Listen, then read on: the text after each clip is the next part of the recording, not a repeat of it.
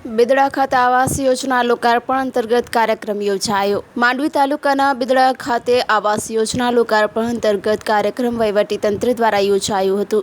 દેશના વડાપ્રધાન નરેન્દ્રભાઈ મોદીના વરદ હસ્તે 1,31,454 મકાનોનું લોકાર્પણ કરાયું હતું। ત્યારે માંડવીના બિદડા ખાતે દીપ પ્રાગટ્ય કરી માંડવી મુન્દ્રાના ધારાસભ્ય અનિરુદ્ધભાઈ દવે, તાલુકા પ્રમુખ કેવલભાઈ ગઢવી, મુન્દ્રા તાલુકા પંચાયત પ્રમુખ મહિપતસિંહ જાડેજા, માંડવી નગરપાલિકા પ્રમુખ હરીશભાઈ વિંજોણા, મુન્દ્રા નગરપાલિકા અધ્યક્ષા રચનાબેન જોશી, કશ્યપભાઈ શુક્લાના હસ્તે દીપ પ્રાગટ્ય કરી કાર્યક્રમનું શુભારંભ કરાયું હતું। આ તકે માંડવી મુન્દ્રાના આવાસ યોજનાના લાભાર્થીઓને તેઓના સપનાના ઘરની ચાવીઓ અર્પણ કરાઈ હતી।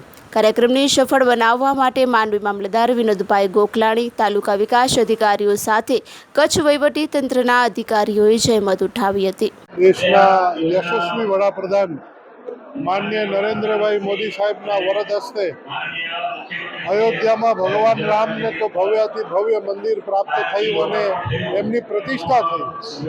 એ જ પ્રકારે સામાન્યમાં સામાન્ય અને ગરીબમાં ગરીબ વ્યક્તિને પોતાનું સુંદરમાં સુંદર ઘર, સપનાનું ઘર, એ આજે 1,31,454 મકાનોની અર્પણ વિધિ દેશના વડાપ્રધાન માનનીય નરેન્દ્રભાઈ મોદી સાહેબે કરી છે। એટલે દેવથી દેશ સુધી, રામથી રાષ્ટ્ર સુધીની જે વાત છે એ માનનીય વડાપ્રધાન શ્રીએ સાર્થક કરી બતાવી છે। ઉપરાંતમાં આવનારા વર્ષની અંદર પણ આ ગરીબ લોકો માટે સૂર્ય યોજનાના સંદર્ભે દરેક ઘર ઉપર 1 કરોડ ઘર ઉપર સોલાર લાઇટ લાગશે, જેને કારણે એના ઘરે લાઇટ વાપરવા માટે વીજળી પોતે ઉત્પન્ન કરશે, એટલે પૈસા નહીં લાગે, મફત થશે।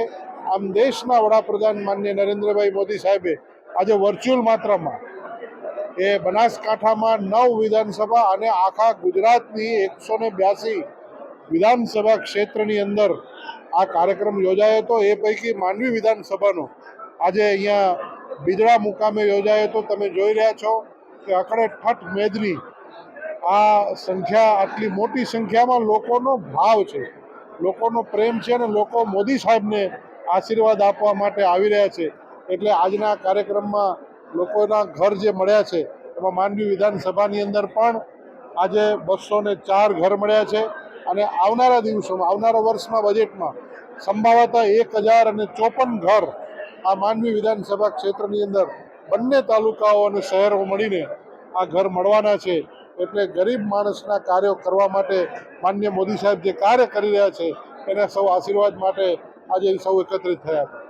આજરોજ ગુજરાતના 182 વિધાનસભા વિસ્તારોમાં આવાસ લોકાર્પણનો કાર્યક્રમ હાથ ધરવામાં આવેલો હતો।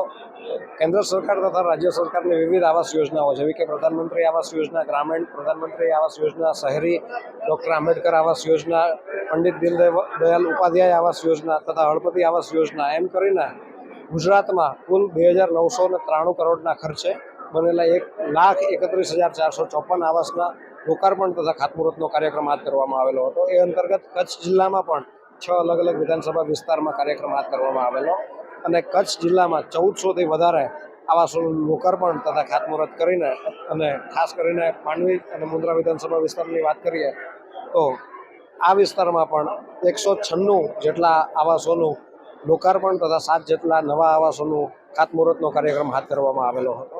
સાહેબ, આ કાર્યક્રમને સફળ બનાવવા માટે કોની જહેમત વધારી?